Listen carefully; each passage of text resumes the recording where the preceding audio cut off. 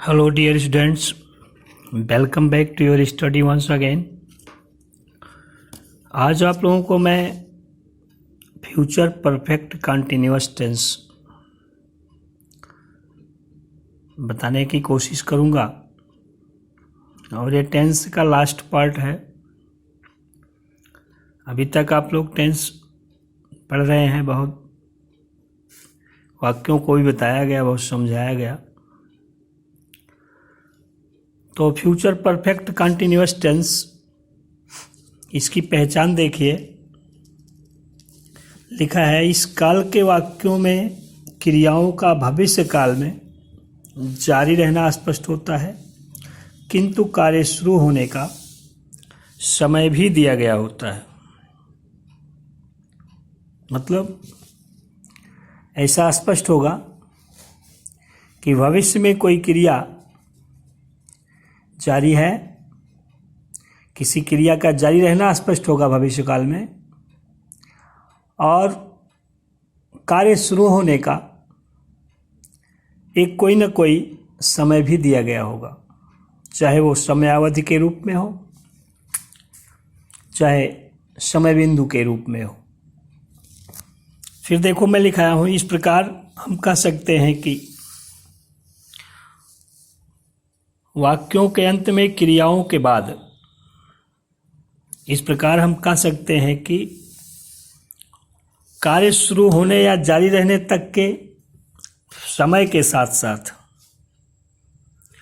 कार्य शुरू होने या जारी रहने तक के समय के साथ साथ वाक्यों के अंत में क्रियाओं के बाद रहा होगा, रही होगी, रहे होंगे शब्दों का मिलना इस काल की शाब्दिक पहचान है।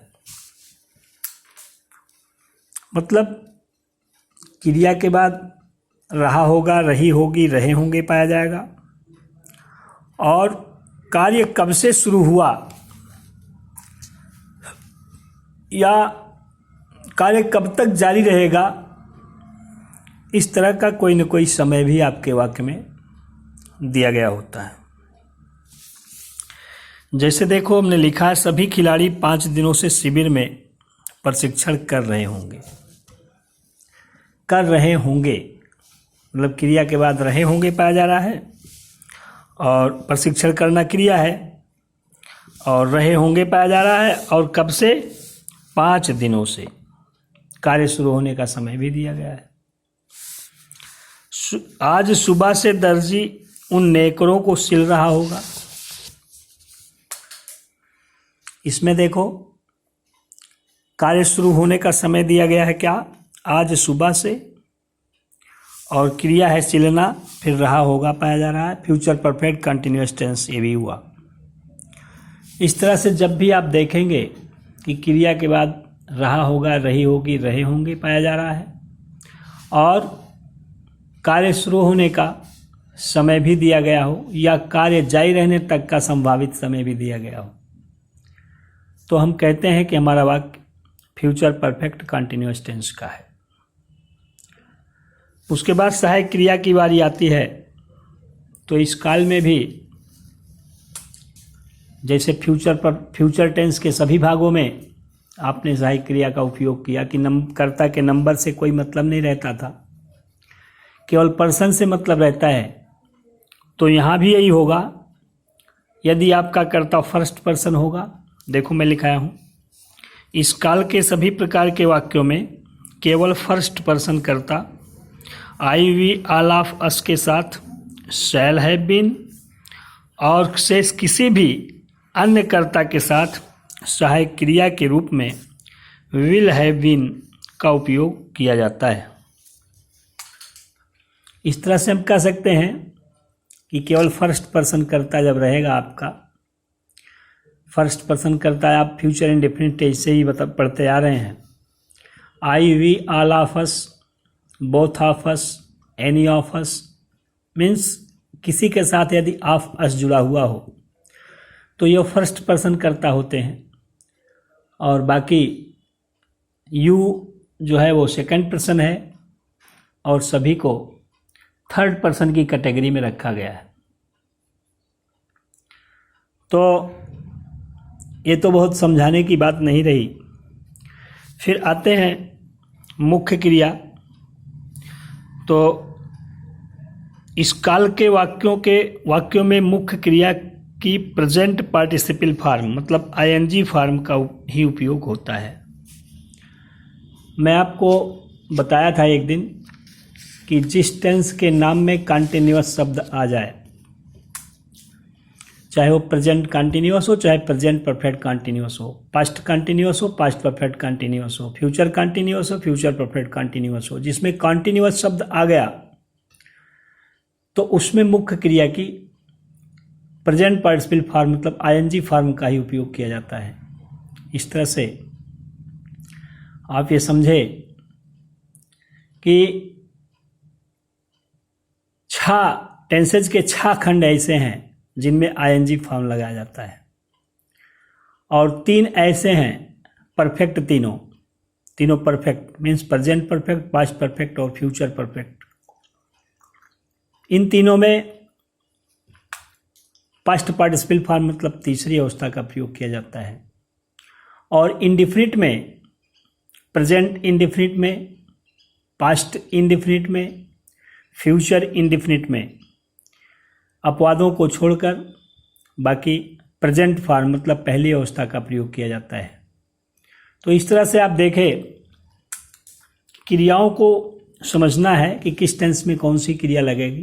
तो ये 3 बातें मेरी याद रखिए कि जिस टेंस के नाम में कंटिन्यूअस शब्द आ जाए उसमें आईएनजी फॉर्म लगेगा, तीनों परफेक्ट में तीसरी अवस्था, तीनों इंडेफिनिट में शर्तों को छोड़कर बाकी पहली अवस्था।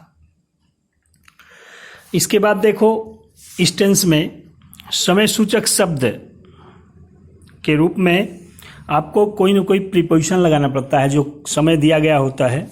देखो मैं लिखा हूं कि इस काल के वाक्यों में दिए गए कार्य शुरू होने के समय को, कार्य शुरू होने या जारी रहने तक के समय को लिखने से पहले प्रीपोजिशन लगाना पड़ता है जो निम्नलिखित 4 हैं।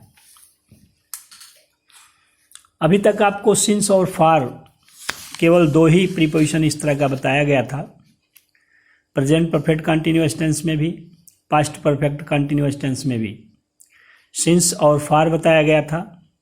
लेकिन इस टेंस में मैं इसको थोड़ा से आपको और कुछ बताना चाहता हूँ कि 4 शब्द ऐसे हैं जिनका प्रीपोजिशन के रूप में उपयोग किया जाता है।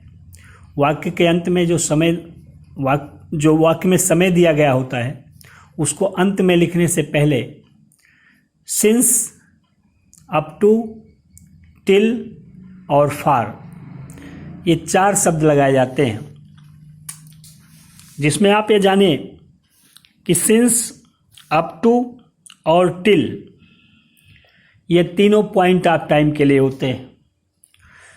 जब मैं आपको पास्ट परफेक्ट कंटिन्यूअस टेंस पढ़ा रहा था तो वहाँ बहुत डिटेल में बताया था कि पॉइंट ऑफ टाइम क्या होता है और ड्यूरेशन ऑफ टाइम क्या होता है।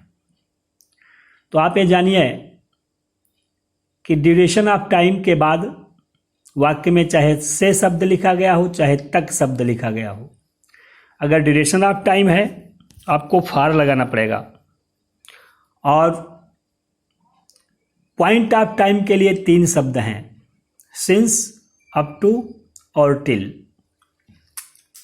सिंस कब लगता है? देखिए, यदि वाक्य में दिए गए किसी समय बिंदु के बाद से शब्द पाया जाए तो उसे लिखने से पहले सिंस लगाते हैं।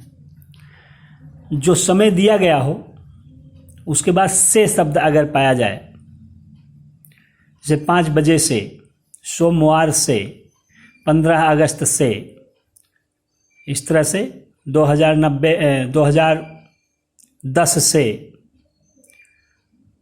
अगर कोई भी पॉइंट ऑफ टाइम दिया गया हो, सुबह से, जन्म से, मृत्यु से, कोई भी पॉइंट ऑफ टाइम दिया गया होगा और उसके बाद से अगर पाया जाएगा तब आप सिंस का प्रयोग करेंगे।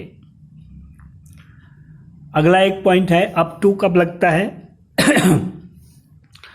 समय बिंदु के रूप में घड़ी के किसी बजे से, घड़ी के किसी वजह के तुरंत बाद तक शब्द पाया जाए, घड़ी के किसी वजह के तुरंत बाद तक शब्द पाया जाए तो आप अप टू लगाएंगे।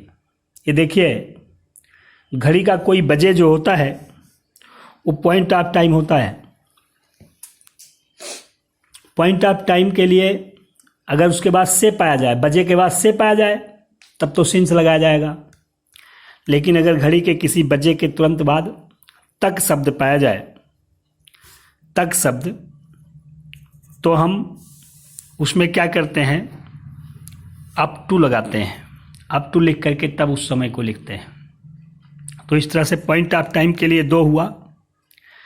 एक पहला, किसी भी पॉइंट ऑफ टाइम के बाद अगर से पाया जाए तो सिंस लगाएंगे।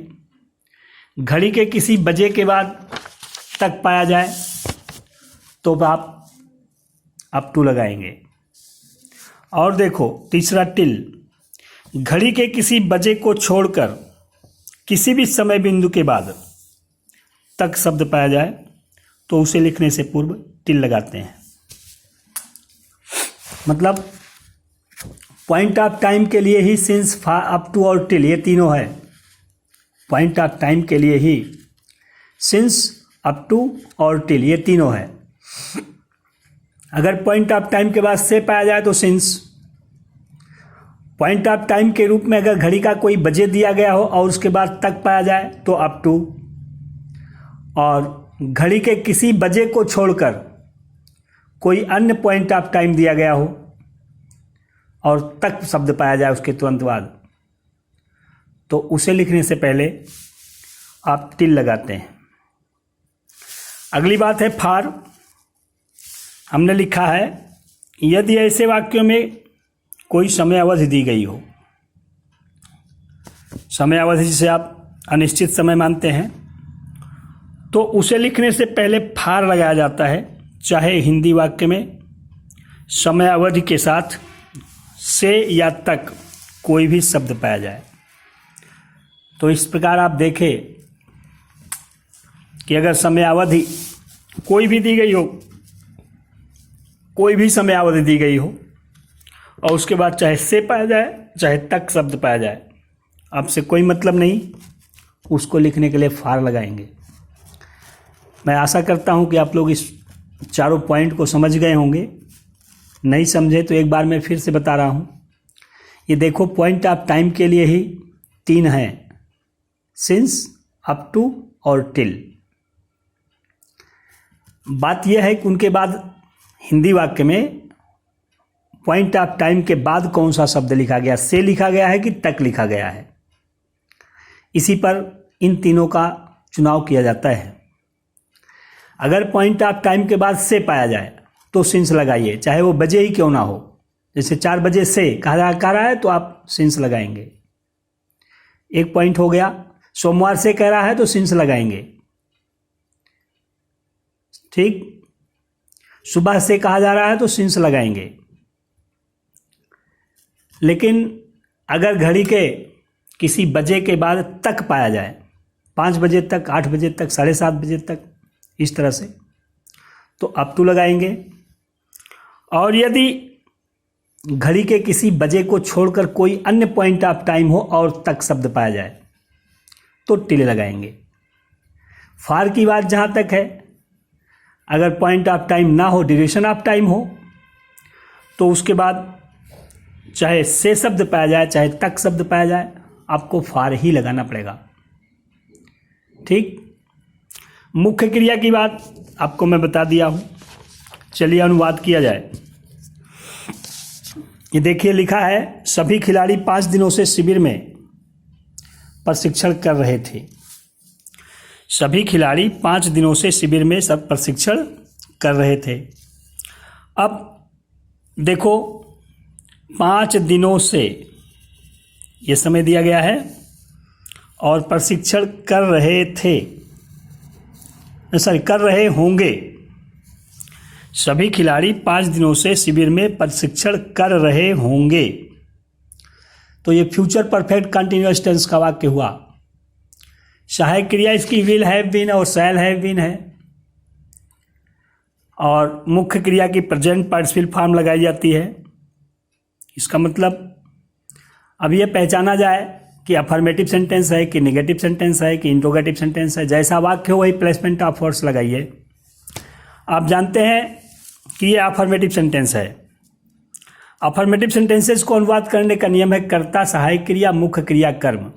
ये सभी टेंसेज में लागू होता है, केवल पास्ट इंडेफिनिट और प्रेजेंट इंडेफिनिट टेंस के अफर्मेटिव सेंटेंस को अनुवाद करने के लिए लागू नहीं होता है। बाकी चाहे जिस टेंस का वाक्य रहता, अगर अफर्मेटिव सेंटेंस हो तो उसमें यही प्लेसमेंट ऑफ फोर्स लगाया जाता है, कर्ता, सहायक क्रिया, मुख्य क्रिया, कर्म। तो इस वाक्य में कर्ता जो है सभी खिलाड़ी है, और मुख्य क्रिया है प्रशिक्षण करना। कर्म इसमें नहीं दिया गया है, शिविर में स्थान दिया गया है, और 5 दिनों से यह कार्य शुरू होने का समय दिया गया है। पहले कर्ता लिखेंगे ऑल द प्लेयर्स, सहायक क्रिया विल हैव बीन, क्योंकि ये फर्स्ट पर्सन नहीं है। All the players will have been, और प्रशिक्षण करना तो चाहे टेक ट्रेनिंग, चाहे मेक ट्रेनिंग, चाहे केवल ट्रेनिंग लिख दिया हमने। All the players will have been training, प्रशिक्षण ले रहे होंगे, प्रशिक्षण कर रहे होंगे। इन द कैंप मतलब शिविर में, all the players will have been training in the camp, और 5 दिनों से ड्यूरेशन ऑफ टाइम है, तो उसके बाद चाहे से पाया जाए चाहे तक पाया जाए, फॉर लिखा जाता है। आपने लिखा फॉर 5 days। ये हो गया all the players will have been training in the camp for 5 days। दूसरा सेंटेंस है आज सुबह से दर्जी उन नेकरों को सिल रहा होगा। आज सुबह से दर्जी उन नेकरों को सिल रहा होगा। इसमें कर्ता दर्जी, क्रिया सिलना, और उन नेकरों को कर्म। कर्ता क्रिया कर्म आपको मिल गया। अफर्मेटिव सेंटेंस है तो अफर्मेटिव सेंटेंस वाला प्लेसमेंट ऑफ फोर्स लगाएं, कर्ता, सहायक क्रिया, मुख्य क्रिया, कर्म। पहले कर्ता लिखें दर्जी द टेलर, सहायक क्रिया विल हैव बीन। क्यों? क्योंकि यह फर्स्ट पर्सन नहीं है। अगर फर्स्ट पर्सन होता तो शैल हैव बीन लगाते। मुख्य क्रिया सिलना की अंग्रेजी सीव, उसमें ing सीविंग। कर्म उन नेकरों को those shorts, the tailor will have been sewing those shorts. फिर जो समय दिया गया है आज सुबह से, सुबह जो है वो पॉइंट है, सुबह, दोपहर, शाम, गौधूलिया, आधी रात, प्रातःकाल, उषा काल, ये सब पॉइंट ऑफ टाइम होते हैं। और से पाया जा रहा है तो हमने सिंस लगा दिया और लिख दिया मॉर्निंग टुडे। ये हो गया the tailor will have been sewing those shirts since morning today. ये फुल स्टॉप लगना चाहिए, हमने क्वेश्चन मार्क लगा दिया है, ये गलत है। अगला वाक्य है तितलियां 6 बजे तक उन कलियों को चूस रही होंगी। ये देखो 6 बजे तक ये समय दिया गया है, और चूस रही होंगी क्रिया के बाद रही होंगी, फ्यूचर परफेक्ट कंटिन्यूअस टेंस हुआ। इसको अनुवाद करना है, अफर्मेटिव सेंटेंस है। पहले कर्ता लिखेंगे द बटरफ्लाइज, तितलियां की अंग्रेजी। विल हैव बीन सहायक क्रिया, मुख्य क्रिया चूसना, शक मीन्स चूसना, उसमें ing लगा दिया, shaking. The butterflies will have been shaking, उन कलियों को, किसे चूस रही होंगी? उन कलियों को, यही तो कर्म हुआ। Those birds, the butterflies will have been shaking those birds. अब 6 बजे ये पॉइंट ऑफ टाइम है और यहाँ तक पाया जा रहा है। अगर पॉइंट ऑफ टाइम के बाद तक पाया जाता है तब 2 कंडीशन है, या तो अप टू लगता है या तो टिल लगता है। आपको ये बताया अभी कि घड़ी के किसी बजे के बाद तक पाया जाएगा तो अप टू लगाएंगे, ठीक। अगर किसी बजे को छोड़कर कोई अन्य पॉइंट ऑफ टाइम हो और तक पाया जाए तो टिल लगाया जाता है, ठीक। तो यहाँ बजे तक है तो अप टू 6 o'clock, ये सही हो गया कि the butterflies will have been sucking those birds up to 6 o'clock। इस तरह तीन सेंटेंसेज हो गए। चौथा देखें, वह लड़की 7 बजे से बांसुरी नहीं बजा रही होगी। ये निगेटिव सेंटेंस है। निगेटिव सेंटेंसेस को अनुवाद करने का नियम है कर्ता सहायक क्रिया नॉट मुख्य क्रिया कर्म।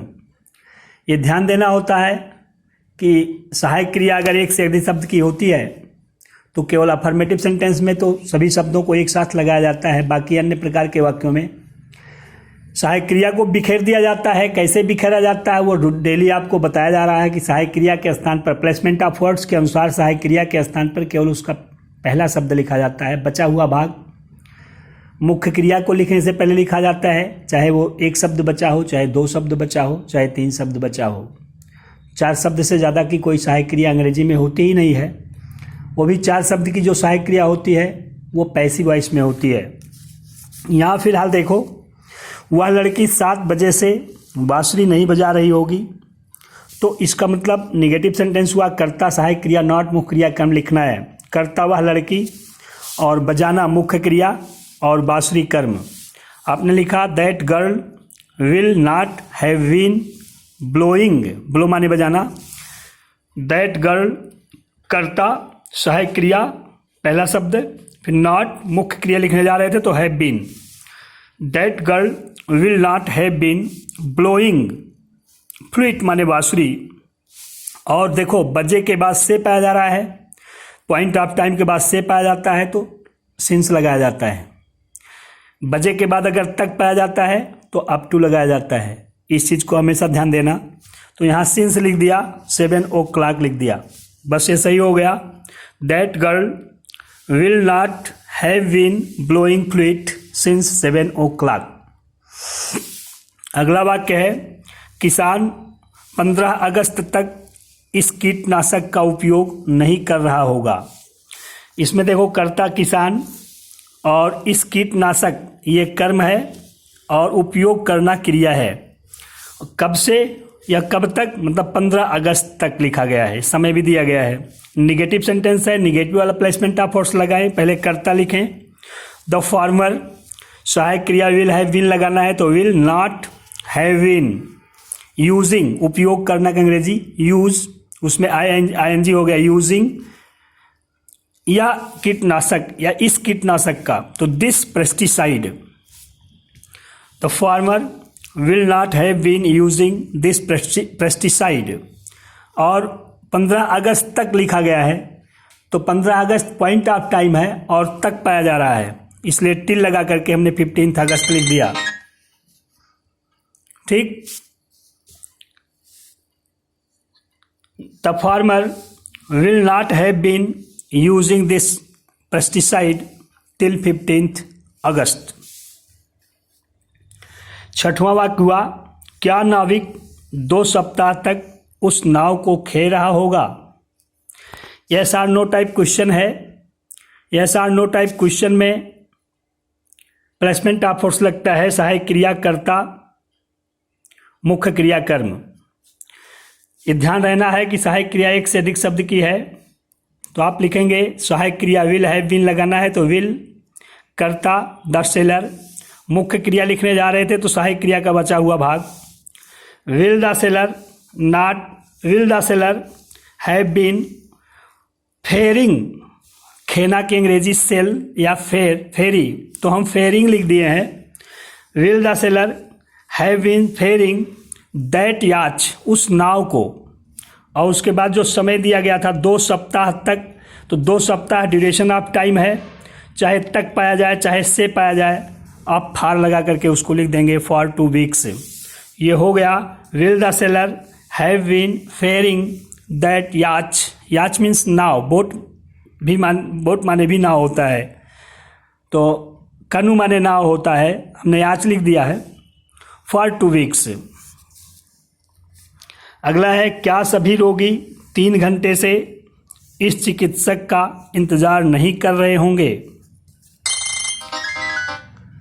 क्या सभी रोगी 3 घंटे से इस चिकित्सक का इंतजार नहीं कर रहे होंगे। ये देखो, सबसे पहले ये देखो कैसा वाक्य है, तो सबसे देखना है कि yes or no type question in negative है।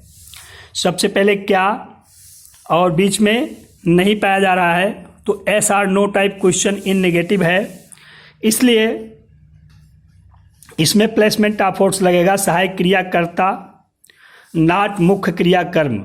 सबसे पहले सहायक क्रिया लिखेंगे, विल हैव लगाना है, चूँकि कर्ता सभी रोगी है तो विल हैव लगाना, पहला शब्द लिखेंगे will all the patients. Not मुख्य क्रिया लिखने जा रहे थे तो सहायक क्रिया का बचा हुआ भाग हैव बीन लिख दिया। Will all the patients not have been.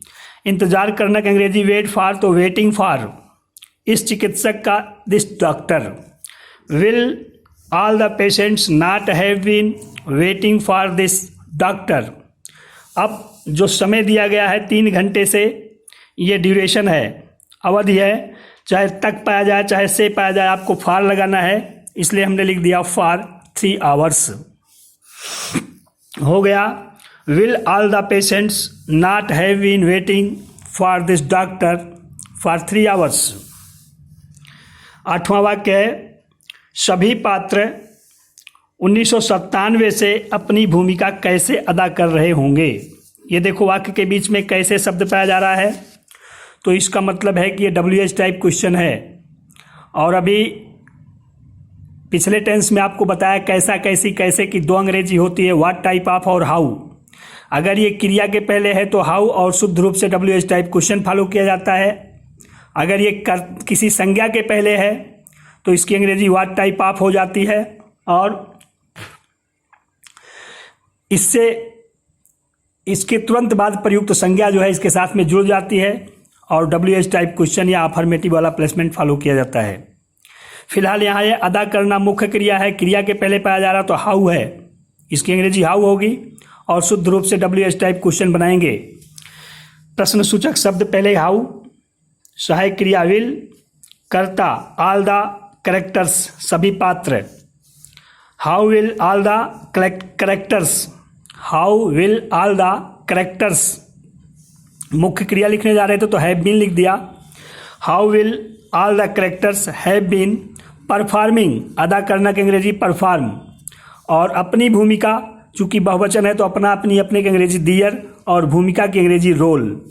How will all the characters have been performing their roles since 1997, 1997 से लिखा गया है।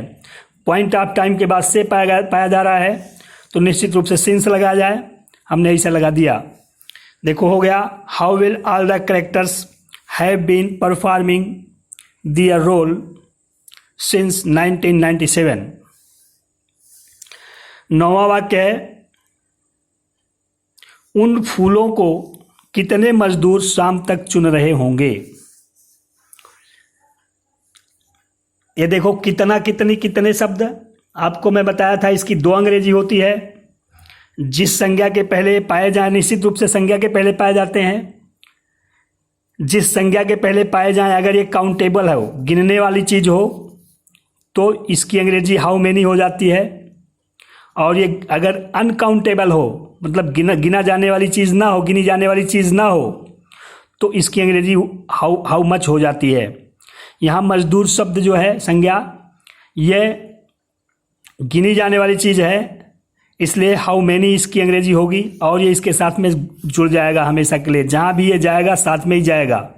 ठीक, अब ये देखें कि अगर ये मजदूर शब्द इस वाक्य में करता हो तो अफर्मेटिव सेंटेंस वाला प्लेसमेंट ऑफ फोर्स लगाया जाता है, और अगर ये करता ना हो, प्रेडिकेट का कोई भाग हो, तो WH टाइप क्वेश्चन फॉलो किया जाता है। पता चला कि इस वाक्य में ये मजदूर जो है वो करता है, चुनने का काम कौन करेगा, मजदूरी तो कर रहे हैं, इसी उन्हीं के बारे में पूछा जा रहा है। तो इसका मतलब अफर्मेटिव वाला प्लेसमेंट ऑफ फोर्स लगेगा कर्ता, सहायक क्रिया, मुख्य क्रिया, कर्म।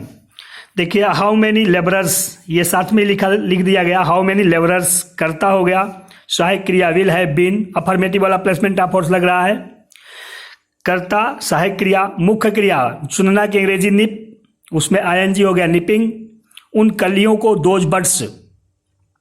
How many labourers will have been nipping those birds. और शाम तक, शाम जो है वो पॉइंट ऑफ टाइम है और तक पाया जा रहा है, तो टिल लगा करके उसको लिखा जाएगा till evening. How many labourers will have been nipping those birds till evening. उन मोतियों को 4 बजे तक कौन कौन गूंथ रहे होंगे। लिखा गया है उन मोतियों को 4 बजे तक कौन कौन गूंथ रहे होंगे। इसका मतलब एक कौन के द्वारा पूछा जाने वाला प्रश्न है, और कौन के द्वारा पूछा जाने वाला प्रश्न जो होता है उसका अनुवाद अफर्मेटिव सेंटेंस जैसा किया जाता है, केवल कर्ता के स्थान पर हु लिख देते हैं। तो वही लगाया जाएगा, कर्ता सहायक क्रिया मुख्य क्रिया कर्म। कर्ता के स्थान पर हु, सहायक क्रिया विल हैव बीन, मुख्य क्रिया गूंथना की अंग्रेजी रीथ माने गूंथना, उसमें आईएनजी हो गया wreathing. Who will have been wreathing. उन मोतियों को कर्म है those pearls. Who will have been wreathing those pearls. और बजे तक पाया जा रहा है तो अप टू लगाना पड़ेगा। हमने देखो लगाया है अप टू 4 o'clock। ठीक। अगला है उस घाट पर तीर्थयात्रियों को 2 माह तक कौन नहीं निर्देशित कर रहा होगा। ये देखो उस घाट पर तीर्थयात्रियों को 2 माह तक कौन नहीं निर्देशित कर रहा होगा। अब देखो इंट्रोगेटिव नेगेटिव है ये। यदि कौन के द्वारा पूछा गया प्रश्न होता है तो अफर्मेटिव वाला प्लेसमेंट ऑफ फोर्स लगाया जाता है, और कौन के द्वारा पूछा जाने वाला नकारात्मक प्रश्न अगर रहता है तो उसमें निगेटिव वाला प्लेसमेंट ऑफ फोर्स लगाया जाता है। केवल कर्ता के स्थान पर हु लिख देते हैं और निगेटिव वाला प्लेसमेंट ऑफ फोर्स लगाते हैं। हमने इसको लिखा देखो, who will not have been. Who will not have been negative वाला प्लेसमेंट ऑफ फोर्स है, और निर्देश देना की अंग्रेजी इंस्ट्रक्ट, तो इंस्ट्रक्टिंग हो गया। Who will not have been instructing. तीर्थयात्रियों को द पिलग्रिम्स।